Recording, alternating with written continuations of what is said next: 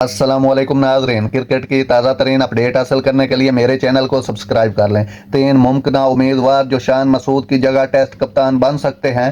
شان مسعود کی قیادت کو آسٹریلیا اور بنگلہ دیش کے خلاف اپنی دونوں اسائنمنٹ میں دھچکا لگا۔ شان مسعود کا بطور ٹیسٹ کپتان دور ایک مشکل آغاز سے متاثر ہوا۔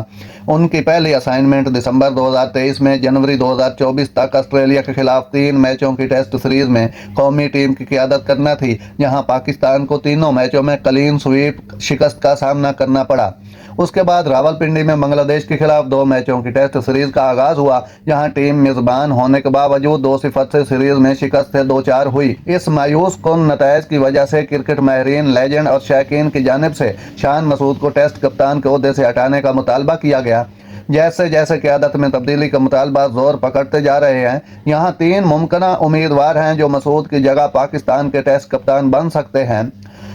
سعود شکیل نئے تعینات ہونے والے ٹیسٹ نائب کپتان سعود شکیل کپتانی کے لیے مضبوط امیدوار بن کر ابھر سکتے ہیں۔ محمد رضوان اپنے وسیع ڈومیسٹک کپتانی کے تجربے کے ساتھ ایک اور مضبوط امیدوار ہیں۔ رضوان نے مختلف فارمیٹ میں پشاور اور خیبر پختونخوا جیسی ٹیموں کی قیادت کی ہے اور نیوزی لینڈ اے کے خلاف مختصر وقت کے لیے پاکستان اے کے کپتان رہے۔ 2019 میں بابر اعظم کے حق میں ٹیسٹ کپتانی کے لیے نظر انداز کیے جانے کے باوجود رضوان نے ملتان سلطان کو پہلا PSL ٹائٹل دلوا کر اپنی قائدانہ صلاحیتوں کو ثابت کیا۔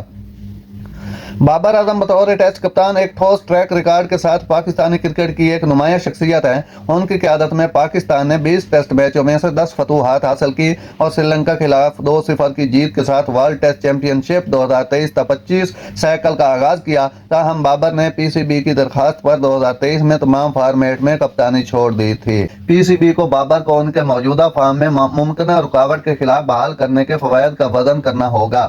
ناظرین، ایسی بر وقت خبریں سننے کے لیے میرے چینل کو سبسکرائب کر لیں۔ اللہ حافظ۔